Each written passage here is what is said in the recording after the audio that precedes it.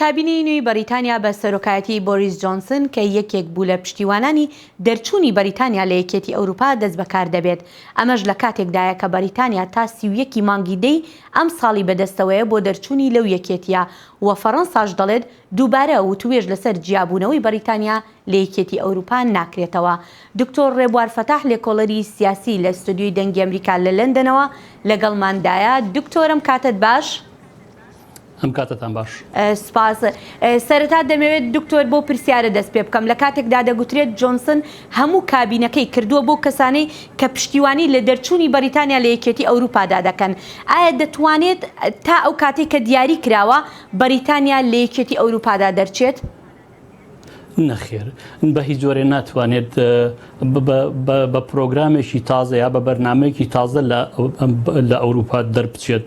ئەتوانێت ئەو پرۆگرامەی کە یا ئەو پلانەی کە سەرۆکوەزیرانی پێشوو نابووی بەیەکەوە بەکاربێنێتەوە، بەڵام ئەم دیارە بەڵێنی زۆر گەورەیاوە سەرۆکوەزیر ینی جۆنسن سەرۆکوەزیرانی نوێ بەڵێنی زۆر گەورەیاوە، ینی دوێنێش لەگەڵ سەرۆکی کۆمیشنی یەکێتی ئەوروپا قسەی کردبوو، دیار بوو ئەنجامەکەی نەگەتیڤ بوو. ئێستا لەبەرەوە ئەیانەوێت کۆمیتەیەکی ناوە بەیەکەوە کە لەگەڵ ئەندامانی وڵاتەکانە بەتایبەتی فەرەنسا و ئەڵمانی و ئەوانی ترا قسە بکە بەشکم بگاتە ئەنجامێک.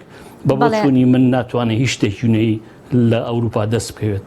باشە، ئەوە فەڕەنسا وەکو لە سەرەتاش ئاماژەم پێکرد، فەڕەنسا دەڵێت کە ئامادە نییە وتوێژ دووبارە بکاتەوە لەسەر دەرچوونی بەریتانیا. ئەگەر هەڵوێستی وڵاتەکانی تری ئەوروپاش بەم شێوەیە بێ، باشە لەم حاڵەتەدا چی ڕوەدات لە پاش 31 مانگەوە؟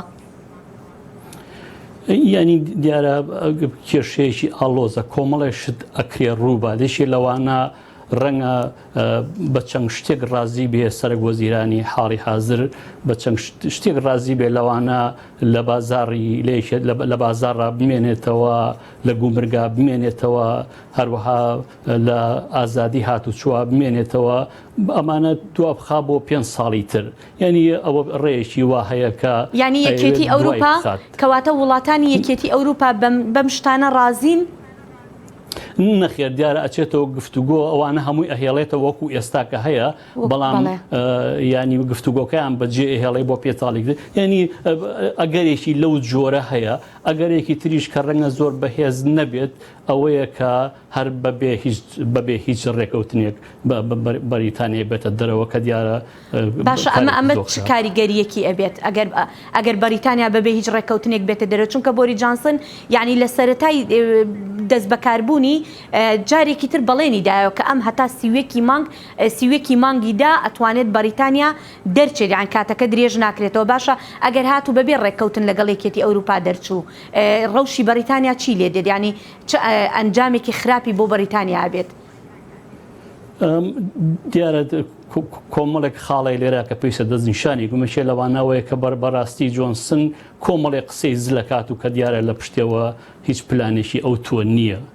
مەکێ لەوانە ئەمەیە کە هەتا 30 مانگیدا لە ئەوروپا توانێت بە پلان دەربچێت کە دیارە ناتوانێت دەربچێت. احتیمالێکی تریشەیە ئەویژەوەیە کە ئەتوانێت داوای هەڵبژاردن بکات پێشەوەی کرد کە پێش 30 ئۆکتۆبر ئەتوانێت داوا هەڵبژاردننی گشتی بکات لە بەریتانیا. ئەوەش احتیمالێکی ترە، احتیمالێک تریژوە هەر بەجێ بێڵە. بەس دیارە برێکست حاڵی حازر بەریتانیا بەڕاستی زۆر شلۆخ کردەوە، بە تایبەتیش باری ئابووری بەریتانیا.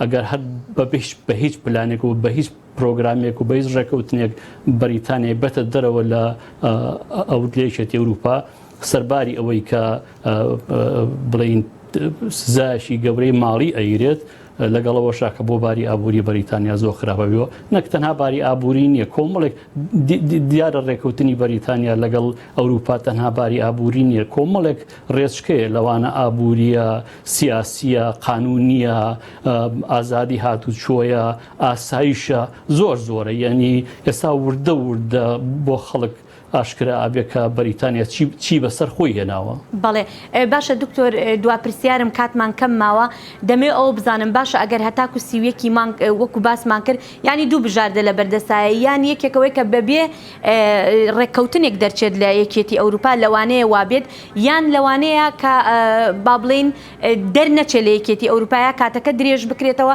یا جارێکی تر با بڵین دەست لە کار بکێشێتەوە وەکو دوو سەرۆگۆزیری ڕابردووی بەریتانیا کە لەسەر ئەم قەزیەیە دەستیان لە کار کێشایەوە ئەگەر شتێکی وا ڕوو بدات ئەمە تا چەندێک با بڵین شکستی سیاسی بۆری جانسنە بێت. ینی گومانم نییە کە بۆرە جۆنسن شکستێنێ چونکە ینی کۆمەڵێک گرفتی بۆ خۆی دروستکردوێشی لەوە بەڵێنی زۆر گەورەیەوە دووەم ئەو کابینەی کە پێکەوەی ناوە زۆربیان لەوانەی کە پێڵێن هاردلاین برێکستێ ئەوانەی کە تونڕەون ئەمە گرفتێکی گەورە دروستکات چکە بیرمان نەچێت جیاوازی لە نێوانی ئەوانەی کە لە ڕیفراندەمی 2016 دەنگیان نابوو بۆ بەریتانیا دەرچێت و دەنگیان نابوو کە بمێنێتەوە تەنها 3.9 ینی زۆر کەمە نزیکەی 7,400 کەس دەنگی 7,400,000 کەس دەنگیاوە کە بینە دەرەوە 16,100 کەس دەنگیاوە ینی زۆر کەمە بەڵام بەداخەوە ئەو کابینەیە کە ئێستا بە پێکەوەی ناوە بە هیچ جۆرێک ڕفتی ئەو جیاوازیە خەڵک ناکات. دکتۆر بە داوای لێبوورنەوە ماوەی بەرنامەکەمان هەر ئەوە نەبوو کاتێکی خۆش زۆر سپاس دەکەین. من سپاسیەوە. سپاس.